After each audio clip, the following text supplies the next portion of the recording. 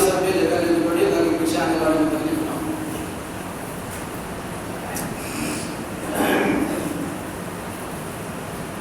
ان الحمد لله نحمده ونستعينه ونستغفره ونعوذ بالله من شرور انفسنا ومن سيئات اعمالنا من يهده الله فلا مضل له ومن يضلل فلا هادي له واشهد ان لا اله الا الله وحده لا شريك له واشهد ان محمدا عبده ورسوله يا ايها الذين امنوا اتقوا الله حق تقاته ولا تموتن الا وانتم مسلمون يا ايها الناس اتقوا ربكم الذي خلقكم من نفس واحده وخلق منها زوجها وبث منهما رجالا كثيرا ونساء واتقوا الله الذي تساءلون به والارحام ان الله كان عليكم رقيبا يا ايها الذين امنوا اتقوا الله وقولوا قولا سديدا يصلح لكم اعمالكم ويغفر لكم ذنوبكم ومن يطع الله ورسوله فقد فاز فوزا عظيما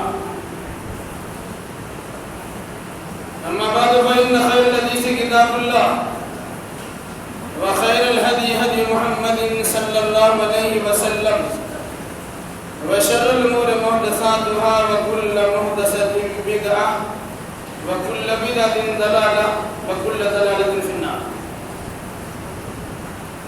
أعوذ بالله السميع العليم من الشيطان الرجيم. بسم الله الرحمن الرحيم. سبحان الذي أسرى بعبده ليلا من المسجد الحرام إلى المسجد الأقصى الذي باركنا حوله لنريه من آياتنا إنه هو السميع البصير.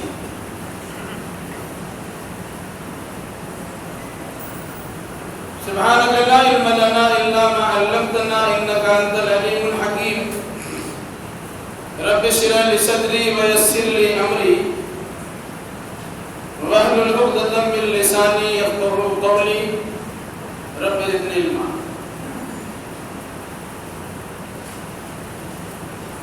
ہر طرح کی تعریف لائق و سزاوار ہے اس وحدہ لا شریک احکم الحاکمین کے لیے جس کے قبض قدرت میں سارے جہان کی حکومت و بادشاہ ہے. درود و سلام نازل ہو جملہ انبیاء کرام علیہم السلام پر، خصوصاً احمد مصطفیٰ محمد مصطفیٰ صلی اللہ علیہ وسلم پر. اللہم صلی علی محمد وعلی آل محمد کما صلیت علی ابراہیم وعلی آل ابراہیم انکا حمید مجید.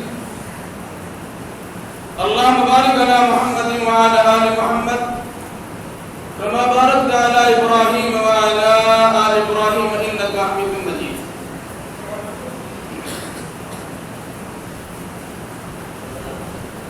بزرگوں، نوجوان ساتھیوں، پردہ نشین اور بہنوں،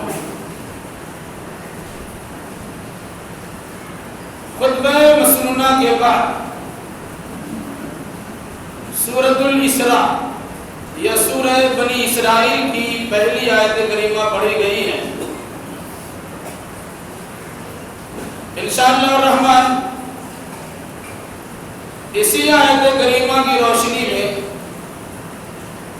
مزید کچھ وضاحتیں آپ کے سامنے کی جائیں گی.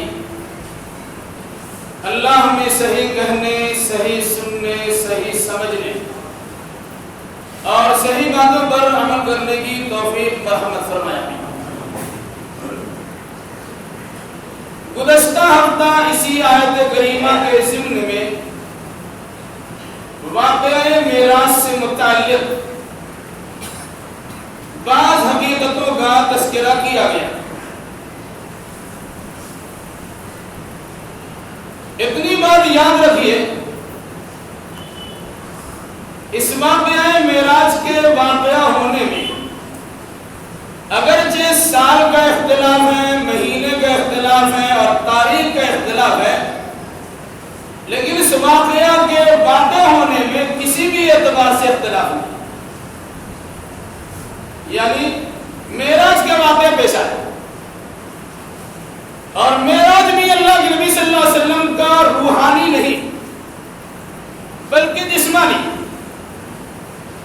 اس جسم خاکی کے ساتھ اللہ کے نبی صلی اللہ علیہ وسلم نے معراج کیا۔ معراج اللہ نے کیوں کرایا، اس کی علت اور وجہ کیا ہے، معراج کرانے کا مقصد کیا ہے؟ اس مقصد سفر معراج کو آپ کے سامنے آپ کی خطبے میں بیان کیا جائے۔ قرآن مجید کی سورۃ البقرہ میں یا قرآن مجید کی سورہ بنی اسرائیل میں اس واقعہ معراج کا ایک ابتدائی حصہ بیان کیا گیا،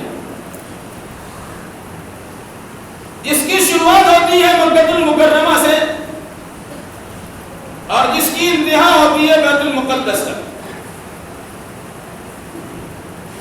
پھر وہاں سے دوسرے سفر کا جو تذکرہ ہوا اس کا کچھ ذکر اللہ تبارک و تعالیٰ نے سورہ نجم کے اندر کیا ہے اور باقی تفصیلات رسول اکرم صلی اللہ علیہ وسلم نے اپنی پیش بہا فرمودار احادیث کے اندر بیان کیا۔ قرآن مجید میں اس واقعہ کے واقع ہونے کی جو وجہ بتلائی گئی، لِنُرِيَهُ مِنْ آیَاتِنَا، تاکہ ہم ان کو اپنی بعض نشانیاں دکھلائیں۔ مطلب معراج کرانے کا مقصد اللہ کی بعض نشانیوں کا دیدار کرانا، معراج کا مقصد اللہ کی بعض نشانیوں کا عین الیقین کے ساتھ اور حق الیقین کے ساتھ مشاہدہ کرا دیں۔ اس مشاہدہ کی کیفیت کیا ہوگی، اس کی بعض تفصیلات ابھی آپ کے سامنے آئیں۔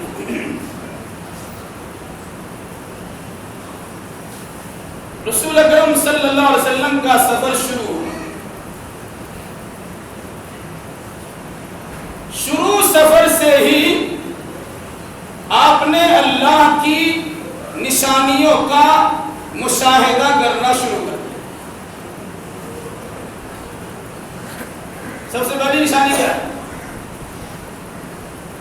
واقعہ معراج معجزات میں سے ایک معجزہ ہے جسے انسان اپنے عقل کے اندر سما ہی نہیں سکتا، اور اگر کوئی انسان عقلی گھوڑا دوڑا کر اس کی کیفیت کو معلوم کرنا چاہے تو انسان کے بس کی بات کی بات، اسی کا نام معجزہ ہوتا ہے۔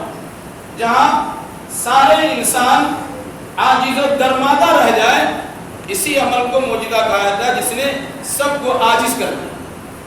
تو آپ واقعہ معراج کو سمجھ نہیں سکتے، چونکہ ہمارا قرآن پر ایمان ہے، اس مناسبت سے یقین کرنا ہوگا چاہے ہمارے ذہن میں وہ چیز سمائے یا نہ سمائے۔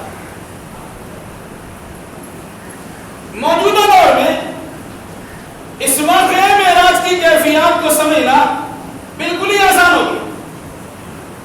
اس دور میں سمجھنے کی کوئی چیز نظر نہیں آتی تھی۔ 1500 کلومیٹر کا سفر رات کے چند گھنٹوں میں کر لینا یہ انسان کی سوچ سے بالاتر بات تھی، لیکن اللہ تبارک و تعالیٰ نے اپنے رسول کے یہ سفر کرا دیا۔ پھر روئے زمین سے آسمانی سفر انسان تو سوچ بھی نہیں سکتا۔ اللہ تبارک و تعالیٰ نے بیت المقدس سے آسمان ہی نہیں 7 آسمان کی سیر کرایا اور اس سے اونچا پہنچا۔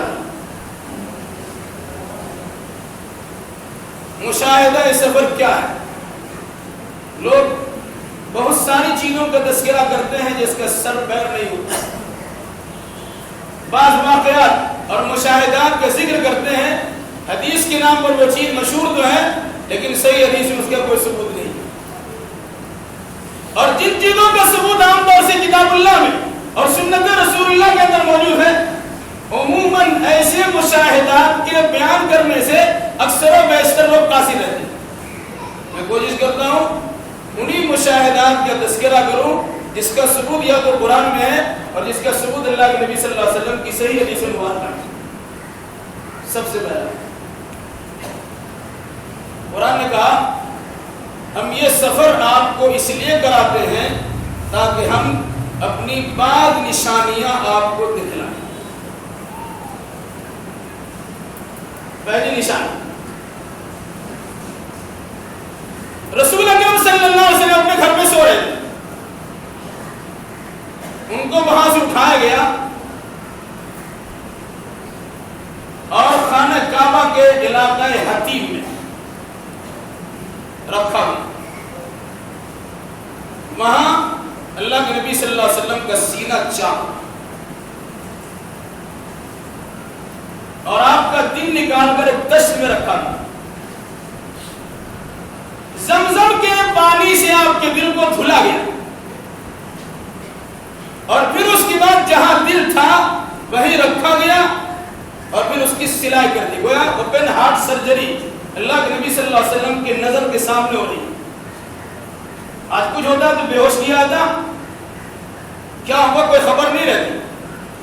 اللہ کے نبی صلی اللہ علیہ وسلم کو یہ مشاہدہ کرے گا، دیکھیے اور اپنے ماتھے کی ناکھوں سے دیکھیے، پورے ہوش و حواس میں دیکھیے کہ اللہ تبارک و تعالیٰ آپ کے ساتھ اپنے فرشتوں کے ذریعے سے کس طرح آپ کے دل کی دنیا کو تبدیل کر رہا ہے اور وہاں سے نکال کر زمزم کے پانی سے دھل کر دل کے مقام پہ دل کو کس طرح بٹھا رہا ہے تاکہ پوری دنیا کے انسانوں کے لیے تعلیم ملے کہ قیامت تک اگر کسی انسان کے دل کا آپریشن کرنے کی نوبت آئے تو اللہ کے نبی صلی اللہ علیہ وسلم وہ مشاہدہ کر چکے ہیں اور اپنے اوپر اس کا تجربہ کرا چکے ہیں۔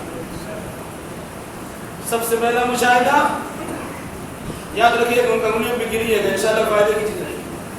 پہلا مشاہدہ آپ کا اوپن ہارٹ سرجری کرائے، آپ نے دیکھا ہے اور آپ کے ساتھ کیا گزر رہا ہے آپ اس کو محسوس بھی کریں۔ اس کے بعد دوسری نشانی، اللہ کے نبی صلی اللہ علیہ وسلم کی سفر معراج میں ایک دوسری نشانی دکھلائی، ایک سواری لائی جس کا نام حدیثوں میں برداب بیان کیا گیا۔ اس کی کیفیت بتائی گئی، وہ گدھا سے ذرا اونچا ہے اور گھوڑا سے ذرا نیچا ہے۔ جانور مگر یار لوگوں نے اس جانور کی شکل کیا بنا دی؟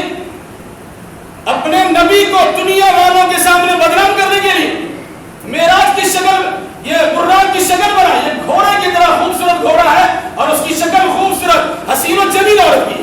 کیا تاثر دینا چاہتے ہیں بھائی کہ کسی عورت کے اوپر سوال ہو کر اللہ کے نبی صلی اللہ علیہ وسلم نے معراج کیا ہے؟ اب دیکھیں کہ بیچنے والے، تمرا بیچنے والے اور سامان بیچنے والے یہ برداب کی تصویر بنا کے بیچتے، بڑی حسین و جمیل عورت کی شکل میں۔ یہ کیا مثال آپ دینا چاہتے ہیں؟ اس کے اسلام سے دور کا واسطہ نہیں ہے۔ جو انسان اللہ کے نبی کی محبت میں ایسا کرتا ہے وہ اپنے لیے جہنم کا گڈھا کھودتا ہے۔ تو دوسرا مشاہدہ کرا گیا، براب نامی سواری لائی گئی۔ براب برق سے بنا، برق مانے بجلی، انسان کی تیار کردہ بجلی کی رفتار اندازہ لگائی۔ جو آپ کے گھروں میں کرنٹ دوڑ رہا ہوتا ہے پر سیکنڈ 1,86,000 میل کا فاصلہ یہ طے کرتی ہے کرنٹ جو آپ نے تیار کیا، اسی برق سے برات ہے۔ اللہ نے جو بجلی تیار کی ہوگی اس کی مسافت طے کرنے کی رفتار کیا ہوگی آپ کے اندازے سے باہر۔ راوی ابھی اس طرح بیان کرتے ہیں کہ اس برات پہ سوار ہوئے، اس کا قدم یہاں ہے، دوسرا قدم وہاں پڑتا تھا جہاں آپ کو دکھائی دیتا ہے، یعنی جتنی دور تک آپ کی نظر آپ کو دکھائی، آپ کو نظر آتی ہے اتنی دور پر اس کا ڈاپ پڑا کرتا تھا۔ اتنے اس انداز سے آپ نے سفر کیا۔ ایک وجہ ہے کہ 1500-1600 میل کو یا کلومیٹر کو اللہ کے نبی صلی اللہ علیہ وسلم نے چند لمحوں میں طے کیا اور فلسطین پہنچ گئے۔ یہ دوسرا مشاہدہ ہے جس روئے زمین پر اللہ کے نبی صلی اللہ علیہ وسلم کو۔ اس کے بعد آپ بیت المقدس پہنچے، آپ نے وہاں اپنے برا کو ایک پتھر سے باندھ دیا یا ایک کھونٹی میں اسے رسے دی، مسجد میں 2 رکعت نماز پڑھی، آپ کے لیے 2 شے سفر پیش ہوا، پھر وہاں سے اب روانہ۔ تیسرا مشاہدہ، ایک لمبی سی سیڑھی لائی جو انسان کے دستر سے باہر، زمین میں وہ سیڑھی لگی ہے تو آسمان تک پہنچی ہوئی، آسمان کی دوری کتنی ہے؟ ابھی تک سائنسداں آسمان تک نہیں پہنچے ہیں، سورج اور سیارات کے گرد ان کی ساری کوششیں گھوم رہی ہوتی ہیں، آسمانی دنیا تک ابھی یہ پہنچے بھی نہیں، لیکن ہمارے نبی نے آسمان پہ پہنچ کے یہ بدلا دیا کہ قیامت سے پہلے پہلے یقیناً انسان آسمان تک پہنچ سکتا ہے، اس کی بلندی کو چھو سکتا ہے، اور میں تمہارے لیے راستہ ہموار کر کے جاؤں۔ ایک بڑی سی سیڑھی آپ کو دکھائی دی، یہ سیڑھی یہ بھی اللہ کے نبی صلی اللہ علیہ وسلم کی اللہ کی جانب سے نشانیوں میں سے ایک تیسری نشانی کا مشاہدہ ہے۔ پھر اس کے بعد آسمانوں کا سفر ہوا، ہر آسمان پر سینکڑوں سال پہلے یا ہزاروں سال پہلے گزرے ہوئے انبیاء کرام علیہ السلام سے شرفی ملاقات ہوا۔ آدم علیہ السلام تو ہزاروں سال پہلے جا چکے دنیا سے، عیسیٰ علیہ السلام اللہ کے نبی صلی اللہ علیہ وسلم کی ولادت سے 571 سال پہلے جا چکے تھے، اس سے پہلے سارے انبیاء کرام تو سینکڑوں یا ہزاروں سال پہلے دنیا سے گئے ہوئے اللہ کے نمائندہ شخصیتوں سے آسمانوں پر اللہ کے رسول کی ملاقات، یہ بھی اللہ تبارک و تعالیٰ کی طرف سے اللہ کے نبی صلی اللہ علیہ وسلم کے لیے چوتھی نشانی ہے جو اللہ کے نبی صلی اللہ علیہ وسلم کو دکھلائی گئی۔ اور آگے 7ویں آسمان پر 5ویں نشانی کے طور پر اللہ کے نبی صلی اللہ علیہ وسلم کو ایک بیت اللہ دکھایا گیا،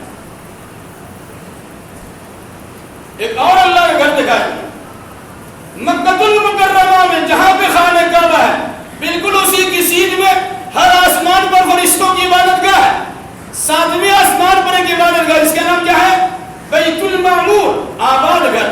وہ گھر اتنا زبردست آباد ہے کہ روزانہ 70,000 فرشتے اس گھر میں اللہ کی بندگی کرتے ہیں، اور جو فرشتہ ایک بار اس گھر میں داخل ہو گیا قیامت تک اس فرشتے کو دوبارہ باری نہیں مل سکتی۔ فرشتوں کی کتنی بڑی تعداد ہوگی اب سوچتے رہیے۔ ایک نشانی اللہ کے نبی صلی اللہ علیہ وسلم کو یہ دکھلائی گئی کہ 7ویں آسمان پر بیت المعمور بھی دکھلایا گیا، آباد گھر دکھلایا گیا۔ پھر وہی ایک اور نشانی کے طور پر رسول اکرم صلی اللہ علیہ وسلم کو ایک بیری کا درخت دکھایا گیا، بیل جو لوگ کھاتے ہیں اس کے ایک درخت دکھایا گیا، عند سدرۃ المنتہا، وہ ایسا درخت ہے جو انتہا ہے، نیچے والے سارے اعمال وہاں پہنچ کے رک جاتے، اوپر کے سارے احکام وہاں پہنچ کے رک جاتے، پھر اوپر والے فرشتے نیچے والے اعمال کو لے آتے ہیں، نیچے والے فرشتے اوپر والے احکام کو لے کے آتے ہیں۔ اس بیری کے درخت کو قرآن نے کیا کہا؟ عند سدرۃ المنتہا، اللہ کے نبی صلی اللہ علیہ وسلم کو سدرۃ المنتہا دکھایا گیا۔ سدرۃ المنتہا صرف دیکھنے کی بات نہیں ہے بلکہ احادیث میں اور قرآن مقدس کی آیت میں جو تفسیر ہے، جو تفصیل ہے، جو تشریح ہے اور جو بداعت اندازہ لگایا، اذ یغشی السدرۃ ما یغشی ما ذاق البصر وما طغى، ایک بیری کا درخت جس پر اللہ کے انوار و تجلیات کی برکھا برس رہی، درخت ہے غیر کا لیکن چمکدار چمکدار، سونے کا چڑیا اس میں بیٹھا ہوتا، تو فرشتوں کی تعداد میں آئی ہے، اللہ کے احکام کو لینے کے لیے اور اللہ کے احکام کو نیچے پہنچانے کے لیے یا اللہ کے انوار و تجلیات کی نمودار کے لیے اللہ تبارک و تعالیٰ نے सिदरतुल मुंतहा किस तरह जगमगा दी। ये भी अल्लाह की निशानियों में से निशानी है जो मोहम्मद रसूलुल्लाह सल्लल्लाहु अलैहि वसल्लम को दिखलाई गई सफर मेरा, और इसी पर बसने इंदहा जन्नतुल मअवा, उसी सिदरतुल मुंतहा के आसपास जन्नतुल मअवा जो अहले ईमान का ठिकाना है। अब जन्नतुल मअवा दिखाया गया, सिर्फ दूर से देख के नहीं चले आए बल्कि आप अंदर भी गए। दारा जन्नत, हजरत रिजवान से मुलाकात भी हुई, सलाम कलाम भी हुआ, फिर जन्नत भी तशरीफ ले गए। जन्नत के अंदर भी बासीदों का मुशाहिदा किया। सारी मुशाहिदात का तस्करा नहीं कर सकता, एक दो चीजें से बात कर लीजिए। दाखिल में जन्नत में आपको सुनाया गया कि आप चल रहे हैं, आपके साथ साथ किसी और के चलने की धमक की आवाज आ रही है, खरान के खट खट की आवाज भी आ रही है। पूछा जिब्रील क्या माजरा है? मैं तो सिर्फ चल रहा हूं और किसके चलने की आवाज आ रही है? कहा आपकी उम्मत का बिलाल है, जन्नत में आपकी उम्मत का बिलाल जन्नत में दाखिल होने वाला है। अल्लाह तबारक व तआला उसे मुशाहिदाती शक्ल में आपको मुआयना कराना चाहता है और उसकी आवाज को सुनवाना चाहता है कि बिलाल भी खराबा खराबा जन्नत में दाखिल हो रहे हैं। बिलाल काला कलौटा गुलाम, दुत्कारा हुआ, मारा हुआ, पीटा हुआ, ललकारा हुआ, जमीन पे खसीदा हुआ, लेकिन तौहीद की बरकत से माला माल था, मार खाता, अल्लाह की वहदानियत का इकरार करता था। अल्लाह तबारक व तआला ने ये मकाम मनसब अता किया कि वो जन्नत में है। वापसी पर अल्लाह के नबी सल्लल्लाहु अलैहि वसल्लम ने पूछा, बिलाल तुम्हारा माजरा क्या है? तुम्हें जन्नत में मैंने देखा कि तुम्हारे चलने की आवाज आ रही है। उन्होंने कहा, या रसूलल्लाह मेरे पास बहुत ज्यादा अच्छी आमाद तो नहीं है, एक अमल की मैं हमेशा मुवाज़बत करता हूँ, हमेशा ही करता हूँ। क्या है? जब भी वुजू करता तो 2 रकात नमाज पढ़ लेता। आज हमसे फर्द नमाज की अदायगी नहीं होती, जिसमें पूछ गछ होगी, सवाल किया जाएगा।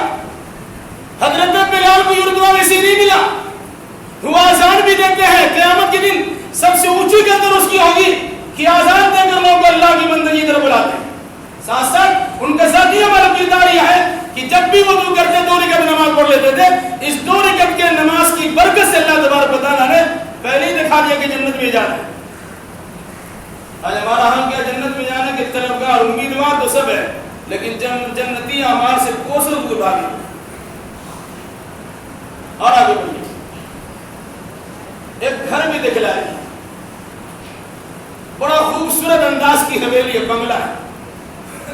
अल्लाह के नबी सल्लल्लाहु अलैहि वसल्लम फरमाते हैं, मुझे जाने का उसमें मन किया, तमन्ना कि मैं अंदर जाकर देखूं क्या है, लेकिन पता चला कि उमर इब्न खत्ताब का मकान है। अब वापस हो गए। वापस आकर उमर इब्न खत्ताब से कहा, मैंने तुम्हारे लिए ऐसा ऐसा देखा। गया रसूलल्लाह, अगर अंदर दाखिल हुआ तो मेरी खैरत क्या होती, मेरे तो खुशकिस्मती की बात होती। अब दाखिल हो गए। कहा नहीं, ये तुम्हारा घर था, तुम्हारे घर में बिला इजाजत दाखिल करना, दाखिल होना मैंने महसूस मुनासिब नहीं समझा। आज कहते घर के लोग आ जाओ ना, कोई भी इंसान चला जाता है और नतीजे के तौर पर अखबारी रिपोर्ट के मुताबिक जो आपका दोस्त होता है, आपकी बेटी को उसकी गलत निकाल जाती है और कल उसी लेके रफू चक्कर हो जाता है। अपने अखबार कल पढ़ो पढ़ो, हर एक को घर में आने के लिए आते हैं। दोस्त जैसे हैं, दोस्त है, वो भाई है, अरे घर के अफराद खानदान के लोग हैं, बड़े सीधे साधे लोग हैं। लेकिन आपकी सादगी से उन भोले भाले इंसानों ने क्या फायदा उठाया, जो आपकी सारी इज्जतों नाम उसको तार तार करके रख दिया। भोले भाले समझते। उसके बाद और भी बहुत सारी चीजें दिखाई गई। अब जरा चलिए जहन्नम की तरफ। अल्लाह के नबी सल्लल्लाहु अलैहि वसल्लम को जहन्नम भी दिख रहा है।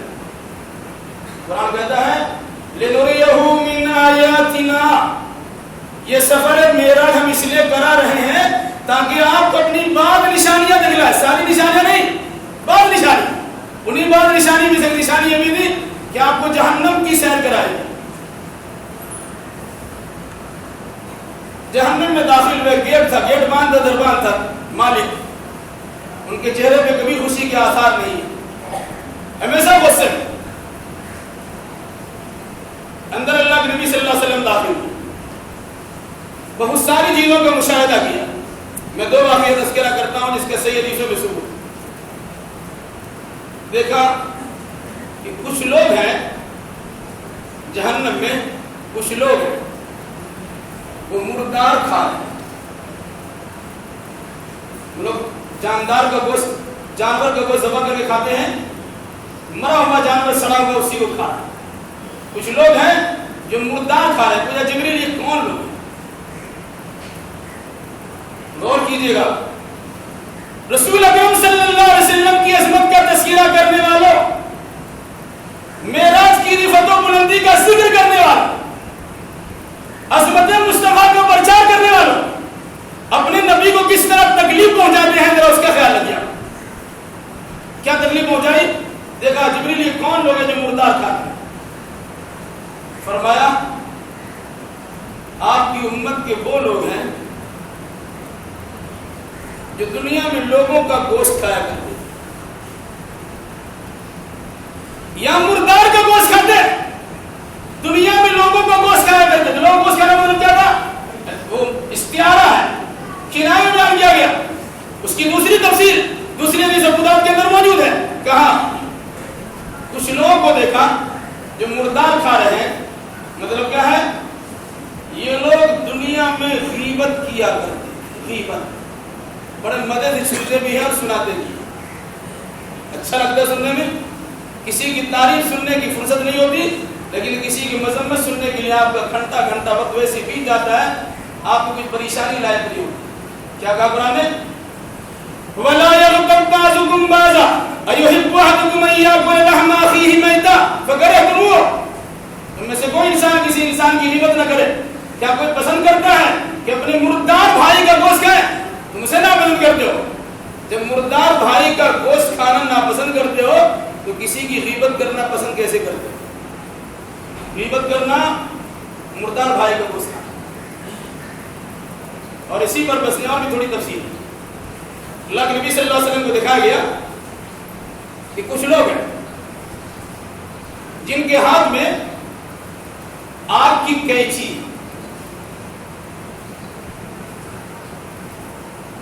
اچھا اس کے تذکرہ بات، کچھ لوگ ایسے ہیں جن کے ناخن لوہے اور تانبے کے بڑے بڑے ناخن، جن کے ناخن بڑے بڑے ہیں، یخمشون وجوہہم وصدورہم، وہ لوہے اور تانبے کے ناخنوں سے اپنے چہرے کو نوچ رہے ہیں اور اپنے گریبان کو چاپ کر۔ پوچھا جبریل یہ ماجرا کی کون لوگ ہیں؟ کہا یہ آپ کی امت کے وہ لوگ ہیں الذین یاکلون لحوم الناس ویقعون فی اعراضہم، یہ امت کے وہ لوگ ہیں جو لوگوں کا گوشت کھایا کرتے تھے اور ان کی عزت و ناموس کو تار تار کیا کرتے تھے۔ گوشت کھانا مراد ان کی غیبت کرنا اور اس کی برائی کا پرچار کرنا۔ یہ وہ لوگ آپ کی امت کے ہیں جن کی سزا یہ ہے کہ ناخن سے اپنے چہروں کو بھی نوچ رہے ہیں کہ اگر کھسیانی بلی کھمبا نوچے اب وہاں تو کچھ کر نہیں سکیں گے، عادت سے مجبور ہے اپنے آپ کو نوچ رہے ہیں۔ اتنا اچھا لگتا ہے دنیا میں غیبت بیان کرنے اور سننے میں، لیکن وہاں کی کیفیت نہیں۔ بتانا ہی چاہ رہا تھا اس عمل سے جو اللہ کے نبی صلی اللہ علیہ وسلم کو مشاہدہ کرایا گیا جہنم میں، کیا آپ کو خوشی ہوگی؟ آپ نے امت کو بنا کے ان چیزوں سے، لیکن امت اپنی جان کو 100 جان اللہ کے نبی پر نشاور کرنے کے دعوے دار اور اللہ کے نبی صلی اللہ علیہ وسلم کے احکام کو توڑنے اس طرح توڑ دیں کہ نتیجے کے طور پر آپ کی امت کی حرکتوں پر اللہ کے نبی کو مشاہدہ کرایا جائے گا، کتنی تکلیف آپ کو بھی اندازہ ہے۔ ایک اور بیان سنیے اور آگے بڑھتے ہیں۔ ہم جیسے خطبہ، مقرری، اسپیکر، تقریر کرنے والے، قوموں کی نمائندگی کرنے والے، حدیث رسول، کچھ لوگ اللہ کے نبی صلی اللہ علیہ وسلم دیکھیں گے کہ جن کے ہاتھ میں آگ کی کینچی،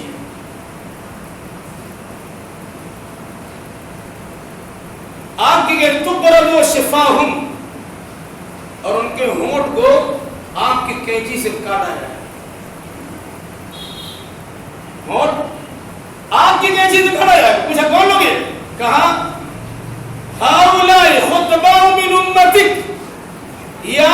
امت کی خطبہ مقررین تقریر کرنے والے لوگ الذین یأمرون الناس بالبر وینسون انفسهم واولئک یتلون کتاب اب کما قال نبی صلی اللہ علیہ وسلم کہ یہ وہ لوگ ہیں جو دوسروں کو بھلی باتوں کا حکم دیا کرتے تھے اور اپنے آپ کو بھول جایا کرتے تھے، حالانکہ خوب قرآن کرتے تھے۔ آج بہت سارے مقررین دو چار کتاب پڑھے لمبی تقریریں کرتے اور ان کو عالموں کی ضرورت بھی نہیں، جس کے ترجمہ پر اعتبار کرتے ہوئے کچھ معلومات فراہم کرتے ہیں اس کو بھی جہنم میں پہنچاتے ہیں۔ عربی سے آپ واقف نہیں ہیں، کسی عالم نے ترجمہ کر کے دیا، آپ نے اسی پر وشواس کیا، جس عالم پر وشواس کر کے حدیث قرآن کو سمجھنے کے دعویدار بنتے ہیں، ان عالموں کے ساتھ آپ کا برتاؤ کیا ہے؟ میرے بھائیوں، پھر ان کی زبان سے لمبی باتیں ہوتی ہیں، قرآن حدیث کے حوالے جات ہوتے ہیں، یہ لکھا قرآن میں اور وہ لکھا قرآن میں، یہ اللہ کے نبی صلی اللہ علیہ وسلم مدد ہے، لیکن اس کے مطابق اس کا عمل نہیں ہے، سوائے لوگوں پہ تبصرہ کرنے کا کوئی نہیں ہوتی۔ کہا یہ آپ کی امت کی خطبہ مقررین اسپیچ دینے والے تقریر کرنے والے لوگوں کے سامنے پڑھائی کا اظہار کرنے والے لوگ ہیں، خود امن ندارت نتیجے کے طور پر جہنم کی آگ سے ان کی ہونٹوں کو کاٹ دیا جائے۔ یہ مشاہدات ہے جہنم۔ ایک اور مشاہدہ کا تذکرہ کر کے بات ختم کرتے ہیں۔ اللہ کے نبی صلی اللہ علیہ وسلم اللہ کے قرب خاص پہ پہنچے، رات و نیاز کی گفتگو ہوئی، یہاں پہنچ کر لوگ خواہ مخواہ اختلاف کرتے ہیں اللہ کو دیکھا کہ نہیں دیکھا، اس سے ہمارا کوئی فائدہ نہیں ہے، نہیں مانیں گے تو نقصان نہیں ہے اور مان لیں گے تو ہمارے ایمان میں اضافہ نہیں ہو جائے گا۔ اللہ کو دیکھا کہ نہیں دیکھا اس بحث میں لوگ پڑھتے ہیں، کون؟ جس کو عمل کرنے کی ضرورت نہیں ہے، اس قسم کی لاجانی چیزوں میں اپنے اوقات کو صرف کرتے ہیں اور اپنی ساری صلاحیتوں کو اسی کے اندر لگا دیتے ہیں، لیکن جس مقصد سے معراج کرایا گیا تھا ان مقاصد معراج پر انسان کی توجہ تک نہیں آئی، نیچے آئی، اللہ کے قرب خاص میں پہنچایا گیا، جو اللہ کی شان کے لائق اور جو اللہ کے رسول کی شان کے لائق۔ فرق رہنے دیجیے خالق و مخلوق، عابد و معبود میں فرق برقرار رہنا چاہیے۔ وہ اللہ ہے جو ساری کائنات کا تنہا خالق ہے، اور محمد الرسول اللہ کی مخلوق ہے، ان چیزوں میں سے مخلوق ہے جن کو اللہ تبارک و تعالیٰ نے پیدا کیا ہے، تو پیدا کرنے والا اور جس کو پیدا کرے گا دونوں برابر تو کبھی نہیں ہو سکتے۔ اللہ جو مسجود ہے اور اللہ کے نبی صلی اللہ علیہ وسلم ساجد ہے، اللہ کے نبی اللہ کی بارگاہ میں سجدہ کرنے والے، تو سجدہ کرنے والا سجدہ جس کا کیا جائے اس کے برابر میں تو جا ہی نہیں سکتا، اتنا یقین رکھیے گا۔ تو خالق و مخلوق، عابد و معبود، ساجد و مسجود کا فرق رہنے دیجیے، وہ فرق کیا ہے؟ اللہ کو مانو۔ واپسی ہوئی، تحفے لائے، تین تحفے ملے، گزشتہ ہفتہ اس کا تذکرہ کیا۔ ان 50 وقت کے نماز کی شکل میں جو تحفہ دیا گیا تھا، اس تحفے پر 2-3 منٹ آپ سے بات کریں گے اور بات ختم۔ واپسی ہو رہی ہے، رسول اکرم صلی اللہ علیہ وسلم اللہ کے پاس سے 7ویں آسمان پر، 7ویں آسمان سے ایک ایک کر کے پہلے آسمان پر، پھر وہاں سے مکہ ڈائریکٹ نہیں آئے، اسی بیت المقدس میں غور کیجیے۔ لوگ کہتے ہیں کہ پہلے اللہ کے نبی صلی اللہ علیہ وسلم نے مسجد اقصی میں سارے نبیوں کی امامت کرا دی تھی۔ کچھ لوگوں نے یہ بھی کہا، لیکن اکثر و بیشتر محققین نے یہ کہا کہ واپسی پر آپ نے امامت کرائی، اور یہی قرین قیاس بھی ہے۔ کیوں؟ جب سب سے پہلے ملاقات ہو چکی تو پہلے آسمان پر آدم کو دکھایا گیا یہ کون ہے، کیوں سوال کیا؟ دوسرے آسمان پر یحییٰ اور عیسیٰ سے ملاقات ہوئی، یہ کون ہے، کیوں سوال کیا گیا؟ ساتویں پر ابراہیم خلیل اللہ سے ملاقات ہوئی، جبریل سے پوچھا یہ کون ہے، کیوں پوچھا گیا؟ جب پہلے تعارف ہو چکا، ملاقات ہو چکی ہے، اب پوچھنے کی ضرورت ہی کیا؟ اس مناسبت سے کہا تھا کہ پہلے نہیں امامت کرائی ہے، جب سب سے ملاقات کر کے اللہ کی بارگاہ میں پہنچے، اور جب اللہ کی بارگاہ سے اتر رہے تھے، جیسے جیسے آپ کا نزول ہو رہا تھا، اس آسمان کے نبی بھی آپ کے ساتھ تشریف لا رہے ہیں۔ چلیے ہم آپ کو اسٹیشن تک پہنچا دیتے ہیں، آپ کو رن وے تک پہنچا دیتے ہیں، آپ کے یہاں کے لحاظ سے ایئرپورٹ تک پہنچا دیتے ہیں، آسمان سے سفر کر کے یہاں ہیں، چلیے وہاں تک پہنچاتے ہیں، پھر وہاں سے مکہ چلے آئے گا۔ اس مناسبت سے میں اکیلا ہی چلا تھا جانب منزل، مگر لوگ آتے گئے اور کارواں بنتا گیا۔ اللہ کے نبی صلی اللہ علیہ وسلم اکیلے گئے تھے جبریل کے ساتھ، جب واپسی ہو رہی ہے تو سارے نبی تشریف لا رہے ساتھ ساتھ، کہاں جمع ہوئے؟ بیت المقدس میں۔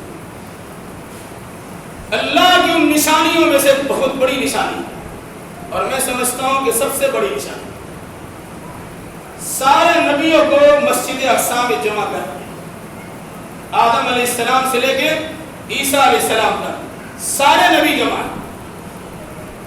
اس یوم الست کے وعدے کو یاد دلایا گیا جس کا تذکرہ قرآن مقدس میں کیا ہے سورۃ الاعراف، سورہ آل عمران میں، وَإِذْ أَخَذَ اللَّهُ مِيثَاقَ النَّبِيِّينَ لَمَا آتَيْتُكُم مِّن كِتَابٍ وَحِكْمَةٍ ثُمَّ جَاءَكُمْ رَسُولٌ مُصَدِّقٌ لِّمَا مَعَكُمْ لَتُؤْمِنُنَّ بِهِ وَلَتَنصُرُنَّهُ قَالَ أَقْرَرْتُمْ وَأَخَذْتُمْ عَلَىٰ ذَٰلِكَ مِصْرِي قَالُوا أَقْرَرْنَا قَالَ فَاشْهَدُوا وَأَنَا مَعَكُم مِّنَ الشَّاهِدِينَ۔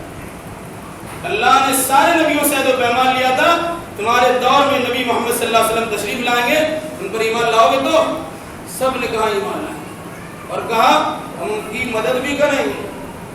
ایمان لانے کا وقت آیا، انبیاء کرام علیہ السلام سے آسمان پہ ملاقات کروا دیا، سب نے آپ کو مرحبا خوش آمدید بھی کہا اور آپ کو نبی تسلیم کیا، اور پھر اس کے بعد جب واپسی ہو رہی ہے تو آپ کی مدد کرنے کے لیے، آپ کو آپ کے گھر تک پہنچانے کے لیے سارے نبی آپ کے ساتھ تشریف لا رہے ہیں، اور مسجد اقصی میں آپ کی نماز، آپ کی امامت میں نماز پڑھ کے دکھاتے ہیں کہ امام الانبیاء آپ ہیں، ہم سب آپ کے مقتدی ہیں۔ یہ اللہ کے نبی صلی اللہ علیہ وسلم کو دکھایا گیا، گویا آدم علیہ السلام سے لے کے عیسیٰ علیہ السلام تک کم و بیش 1.25 لاکھ انبیاء کرام علیہ السلام تشریف فرما ہے اس مسجد اقصی میں۔ ایک بات کہوں شاید آپ کو عجیب سی لگے، 3 بڑی مسجدوں کا تذکرہ ہوتا ہے، مسجد حرام، مسجد نبوی اور مسجد اقصی۔ ابراہیم علیہ السلام امام ہے، انی جاعلک للناس اماما، ابراہیم آپ نے تمام تر امتحانات پاس کر لیے، میں سارے انسانوں کے امام آپ کو بناتا ہوں۔ جس انسان کو اماموں کا امام بنایا جائے اس کا کتنا بڑا مقام ہے۔ سارے انبیاء امام، اپنے اپنے زمانے میں اپنے قوم کا امام ہے۔ آدم علیہ السلام سے لے کے عیسیٰ علیہ السلام تک اپنے اپنے زمانے کا سب سے بڑا امام وہ مسجد اقصی میں کھڑا ہے، اور اللہ کے نبی صلی اللہ علیہ وسلم کی امامت کر رہے ہیں۔ اس مناسبت سے اس مسجد اقصی کی فضیلت کا اندازہ لگا سکتے، سارے نبی نہ مسجد نبوی میں نماز پڑھے ہیں، سارے نبی نہ مسجد حرام میں نماز پڑھے ہیں۔ سارے نبیوں کی امامت اللہ کے نبی صلی اللہ علیہ وسلم نے کی ہے تو مسجد اقصی بھی کی ہے، اس سے مسجد اقصی کی فضیلت سمجھ میں آتی ہے۔ آج میں مسجد اقصی یہودی غاصبین کے قبضے میں لاہی تو اپنے فضل و کرم سے ان کے غصب سے آزاد کرا دے، اور ہم جملہ مسلمانوں کو کم از کم 2 وقت کی نماز کی توفیق مرحمت فرما جاتا ہے۔ یہ ہے مسجد اقصی۔ اللہ کے نبی صلی اللہ علیہ وسلم نے سارے نبیوں کی وہاں امامت کی۔ اب پھر تشریف لائے، وہ سب انبیاء آپ کو پہنچانے کے لیے، آپ کو چھوڑنے کے لیے کہ چلیے ہم آسمانی دنیا یا ارواحی دنیا عالم ارواح کا سیر کر کے ہم آپ کے ساتھ پہنچتے ہیں مسجد اقصی میں، پھر وہاں سے آپ جس طرح آئے تھے مسجد حرام چلے ہیں۔ تو یہ اللہ کے نبی صلی اللہ علیہ وسلم کے مشاہدات سفر۔ یہ مشاہدہ کیوں کرایا گیا؟ ایک جملہ میں بات، لِيَكُونَ مِنَ الْمُوقِنِينَ۔ اللہ نے اگر اللہ کے نبی کو کچھ کہہ دیا یقین تو ہے، لیکن اگر اللہ کے نبی صلی اللہ علیہ وسلم نے اپنی آنکھ سے دیکھ لیا، وہ علم الیقین کے ساتھ ساتھ حق الیقین کی کیفیت پیدا ہوگی۔ ابراہیم علیہ السلام نے کہا اللہ تو مردہ کیسے زندہ کرتا؟ کیا لم تؤمن، ایمان نہیں گا، ایمان تو ہے لیکن یقین جائے گا، 4 پرندہ کو لو، اسے کاٹ کاٹ کر بوٹی بوٹی کر دو، سب کو ملا جلا دو، اور پھر اس کے بعد کچھ بوٹی الگ الگ پہاڑوں پہ ڈال دو، سمن ہم نے یقین کسایا، پھر ان کو بولا اے چیل ادھر آؤ، اے کوبا ادھر آؤ، اے فلاں پرندہ ادھر آؤ، یہ سب کی بوٹیاں ملی ہوئی ہیں، وہ آپ کے سامنے زندہ ہوتے نظر آئیں۔ کر لیا، کہا لیکون من الموقنین، یہ یقین کی بات ہے۔ اللہ نے کہا کذالک نری ابراہیم ملکوت السماوات والارض، ایسے میں آسمان و زمین کی بادشاہت کا مشاہدہ معائنہ کرتے ابراہیم علیہ السلام کو، کیوں؟ وَلِيَكُونَ مِنَ الْمُوقِنِينَ، تاکہ آپ کو یقین پیدا ہو۔ میرے بھائیوں، اللہ کے نبی صلی اللہ علیہ وسلم کو یہ مشاہدہ کرا گیا، عالم ارواح کا مشاہدہ ہے، عالم جنت کا مشاہدہ ہے، عالم جہنم کا مشاہدہ ہے، عالم فرشتوں کا مشاہدہ ہے، سارے آسمان کا مشاہدہ ہے، مکہ سے مدینہ تک کے فضاؤں میں بہت ساری اللہ تبارک و تعالیٰ کی نعمتوں کا، نشانیوں کا مشاہدہ ہے۔ کیوں مشاہدہ کرا گیا؟ وَلِيَكُونَ مِنَ الْمُوقِنِينَ، تاکہ آپ کو یقین پیدا ہو جائے۔ یہی وجہ ہے ان یقینیات کے نتیجے میں دنیا آپ کو بوٹی بوٹی کاٹنے کے لیے تیار ہو جائے، کوئی نبی ایک قدم پیچھے ہٹنے کو تیار نہیں۔ کیوں؟ وہ جان لیا ہوتا ہے کہ ساری چیزیں۔ میرے بھائیوں، یہ ہے واقعہ معراج اور یہ ہے سفر معراج، جس میں مشاہدات کرائے۔ ان مشاہدات سے کیا فائدہ ہوگا؟ اس فائدے کو سمجھیں۔ قرآن اللہ کے نبی صلی اللہ علیہ وسلم کا اس کا تذکرہ کیا معراج کا، کہاں؟ سورہ اسرائیل۔ ایک آیت میں تذکرہ کیا، رخ چلا گیا بنی اسرائیل، مقصد پوری سورہ بنی اسرائیل میں بنی اسرائیل کے حالات کا تذکرہ، اور پھر اللہ کے نبی صلی اللہ علیہ وسلم کو جو سفر کرنا ہے ہجرت کا، کچھ ہجرت کے بعد مدینہ پہنچنا ہے، وہاں کے حالات پر تبصرہ ہے، کچھ رہنمائی پہلے کی ہے۔ اس سے مفسرین نے یہ بات نکالی ہے کہ اللہ نے معراج کرا کر یہ تاثر آپ کو دیا اور آپ کو بدلایا۔ آپ امام القبلتین ہیں، آپ مکہ کی طرف کرنے والوں کے بھی امام ہیں، اور فلسطین و بیت المقدس کی طرف کر کے عبادت کرنے والوں کے بھی امام ہیں۔ آپ بنی اسماعیل کے بھی امام ہیں، اور آپ بنی اسرائیل کے بھی امام ہیں۔ آپ شمال کے بھی امام ہیں، اور آپ جنوب کے بھی امام ہیں۔ آپ نیچے کے بھی امام ہیں، اور آپ اوپر کے بھی امام ہیں۔ آپ فضاؤں کے بھی امام ہیں، آپ آسمانی دنیا کے بھی امام ہیں، اور عرش معلی تک پہنچنے والی ساری خلقتوں کے امام ہیں۔ یہ اللہ تبارک و تعالیٰ نے آپ کو مقام دیا۔ اتنے بڑے نبی کی امت ہونے کے بعد ہماری پیشانی اللہ کے نبی کے فرمان کے مطابق اللہ کی بارگاہ میں نہیں جھکتی، اس سے بڑی غیرتی کی بات کیا ہوگی؟ اللہ کے نبی صلی اللہ علیہ وسلم نے 50 وقت کا تحفہ اس عرش معلی سے لا کے آپ کو دیا ہے، اور آپ سے کہا کہ اللہ کے قرب خاص پہنچنا چاہتے ہو تو سجدہ نہیں کرنے کے لیے تیار ہو جاؤ، سجدہ کرنے کے لیے تیار نہیں ہوتے، اس منہ سے اپنے آپ کو کہتے ہو پاک پاس۔ میرے بھائیوں، بس اسی پر یہ واقعہ معراج کی تفصیل کو میں ختم کرتا ہوں، اس امید کے ساتھ اور دعا کے ساتھ کہ اللہ ہمیں واقعہ معراج کی کن حقیقت تک پہنچنے اور اسی مناسبت سے عقیدہ اعمال میں ڈالانے کی توفیق بنا فرما۔ الہی جو ہمیں بیمار انہیں شفا کاملہ عاجلہ عطا فرما دے، الہی جو مقروض انہیں قرض ادا کرنے کی سہولیات فراہم کر دیں، الہی جو ماحول گرفتار ان کے لیے رہائش کے اسباب پیدا کر دیں، الہی دینی دنیاوی اعتبار سے پریشانی کو دور فرما دیں، الہی جب تک ہمیں زندہ رکھ کتاب اللہ اور سنت رسول اللہ پر عمل کرتے زندہ رکھ، اور جب ہمارا خاتمہ ہو انہی دونوں کی طرف ارشاد کرتے ہمارا خاتمہ ہو۔ اقول قولی هذا واستغفر الله لي ولكم ولسائر المسلمين، وآخر دعوانا الحمد لله۔